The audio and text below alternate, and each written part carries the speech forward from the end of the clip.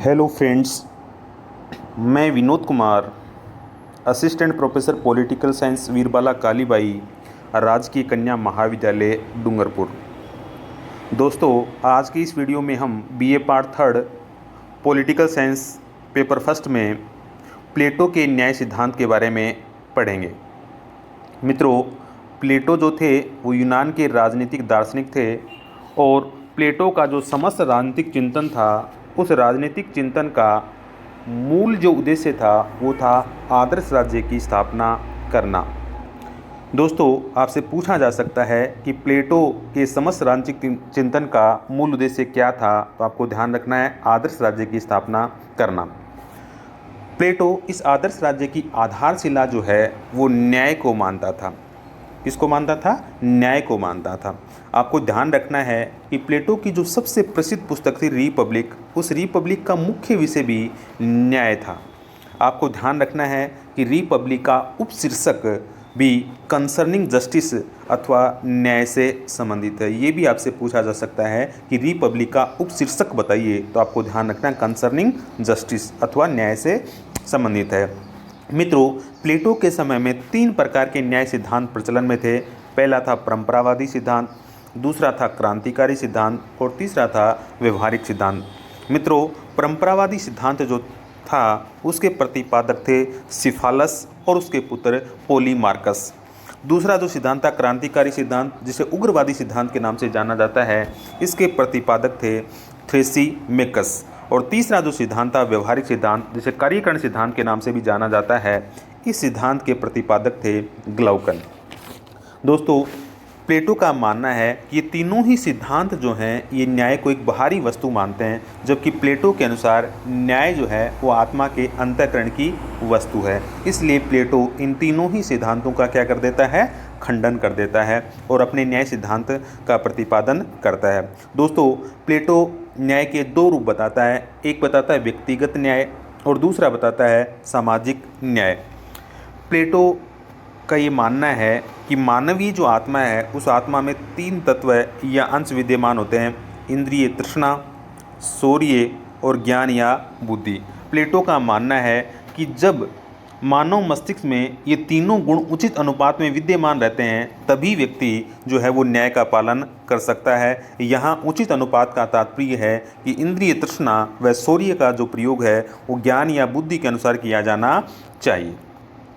इसके बाद प्लेटो जो है वो राज्य के संबंध में न्याय का प्रतिपादन करता है। प्लेटो ये मानता है कि जिस प्रकार छोटे अक्षरों की तुलना में बड़े अक्षर आसानी से हम पढ़ सकते हैं, उसी प्रकार व्यक्ति के जीवन की अपेक्षा राज्य में न्याय को स्पष्ट रूप से लक्षित किया जा सकता है। राज्य के संबंध में प्लेटो की धारणा है कि राज्य जो है वो व्यक्ति के मस्तिष्क का ही एक व्यापक रूप है। ये वस्तु के वृक्ष अथवा चट्टानों से नहीं निकलते, वर्ण वे उन लोगों के मस्तिष्क और चरित्र का परिणाम होते हैं जो उसमें निवास करते हैं। ये कोटेशन भी आपसे पूछा जा सकता है कि कथन किसका है, तो आपको ध्यान रखना है कि राज्य बल्तु के वृक्ष अथवा चट्टानों से नहीं निकलते, वर्ण वे उन लोगों के मस्तिष्क और चरित्र का परिणाम होते हैं जो उसमें निवास करते हैं। यह कथन किसका है? प्लेटो का है। प्लेटो जो है मानव जीवन के गुणों के अनुरूप ही राज्य के भी 4 सद्गुण या गुण बताता है, जिसमें पहला है बुद्धिमत्ता, दूसरा है साहस, तीसरा है संयम और चौथा है न्याय।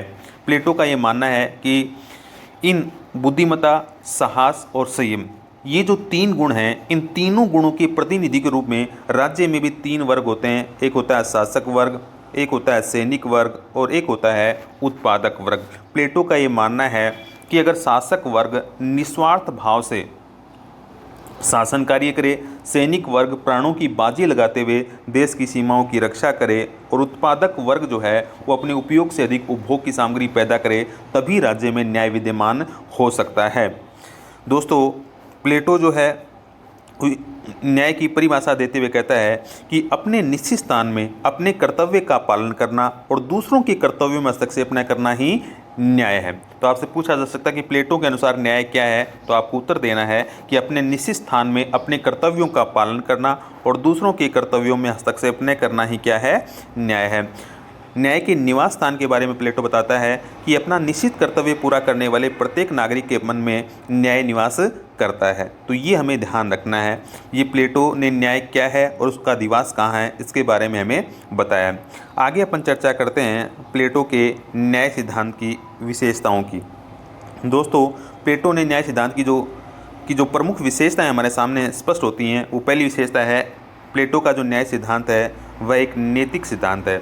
आपको ध्यान रखना है मित्रों कि प्लेटो की न्याय संबंधी जो धारणा है वो वैधानिक नहीं वरन एक नैतिक धारणा है। इसमें प्लेटो जो है वो मानव के केवल वैधानिक कर्तव्यों का उल्लेख नहीं करता है वरन समस्त कर्तव्यों का उल्लेख करता है। दूसरी इसकी विशेषता है न्याय जीवन का एक आंतरिक तत्व और संतुलनकारी धारणा। दोस्तों, प्लेटो का ये मानना है कि न्याय कोई बाहरी वस्तु नहीं है, न्याय कोई कृत्रिम वस्तु नहीं है, बल्कि न्याय तो आत्मा के अंतःकरण की वस्तु है और उसका आधार जो है वो आत्म संयम और आत्म त्याग है। प्लेटो ने हमेशा इस बात पर जोर दिया है कि हमें जीवन में हमेशा अति को नहीं वरन संतुलन को अपनाना चाहिए। तीसरी इसकी विशेषता है कार्य विशिष्टता का सिद्धांत। दोस्तों, प्लेटो ने समाज में या राज्य में 3 वर्ग बताए हैं, शासक वर्ग, सैनिक वर्ग और उत्पादक वर्ग। प्लेटो का ये मानना है कि प्रत्येक वर्ग द्वारा अपनी प्रकृति के अनुकूल जो कार्य है उस कार्य को करना चाहिए, जिसके कारण ही समाज में कार्य श्रेष्ठता और एकता की स्थापना हो सकती है। अगली जो विशेषता है वह हस्तक्षेप का सिद्धांत। दोस्तों, प्लेटो का ये मानना है कि समाज का जो प्रत्येक वर्ग है उस प्रत्येक वर्ग के व्यक्ति को अपने कर्तव्यों का पालन करना चाहिए और दूसरों के कर्तव्यों में हस्तक्षेप नहीं करना चाहिए। अगली विशेषता है अति व्यक्तिवादिता का विरोध। दोस्तों, प्लेटो जो है वो ये मानता है कि व्यक्ति जो है वो समष्टि का ही एक अंग है और समाज के विकास में ही व्यक्ति का विकास जो है वो निहित है। प्लेटो का ये मानना है कि व्यक्ति बनाम राज्य जैसी कोई स्थिति नहीं है, व्यक्ति राज्य के लिए है और राज्य के प्रति उसके कर्तव्य ही हैं, अधिकार नहीं हैं। अगली जो विशेषता है वह दार्शनिक शासक। प्लेटो न्याय की स्थापना के लिए आवश्यक मानता है कि राज्य का शासक विवेकशील, निस्वार्थी और कर्तव्यपरायण व्यक्ति होना चाहिए और प्लेटो का मानना है कि इन गुणों से युक्त जो व्यक्ति होगा वो दार्शनिक शासक कहलाएगा। तो ये अपन ने पढ़ी हैं प्लेटो के न्याय सिद्धांत की प्रमुख विशेषताएं। कुछ विद्वान जो हैं वो प्लेटो के न्याय सिद्धांत की आलोचना भी करते हैं, तो हम अब पढ़ेंगे प्लेटो के न्याय सिद्धांत की आलोचनाएं। पहली आलोचना इसकी ये की जाती है कि प्लेटो का जो न्याय सिद्धांत है वो एक कानूनी धारणा नहीं है वरन एक नैतिक धारणा है। दूसरी इसकी आलोचना ये की जाती है कि प्लेटो का जो न्याय सिद्धांत है उस न्याय सिद्धांत में व्यक्ति को राज्य के अधीनस्थ बना दिया गया है जो उचित नहीं है। तीसरी इसकी आलोचना की जाती है कि प्लेटो के न्याय सिद्धांत में अधिकारों एवं दंड की जो व्यवस्था है उसका अभाव है। चौथी इसकी आलोचना ये की जाती है कि इस न्याय सिद्धांत को वर्तमान समय के राज्यों पर लागू करना संभव नहीं है, क्योंकि प्लेटो के समय में जो नगर राज्य होते थे उनकी जनसंख्या बहुत सीमित होती थी, लेकिन वर्तमान समय में राज्यों की जनसंख्या करोड़ों में होती है। इन राज्यों की जनसंख्याओं को हम 3 वर्गों में बांटकर प्रत्येक व्यक्ति के लिए कार्य निश्चित कर सकें, ये हमारे लिए संभव नहीं है।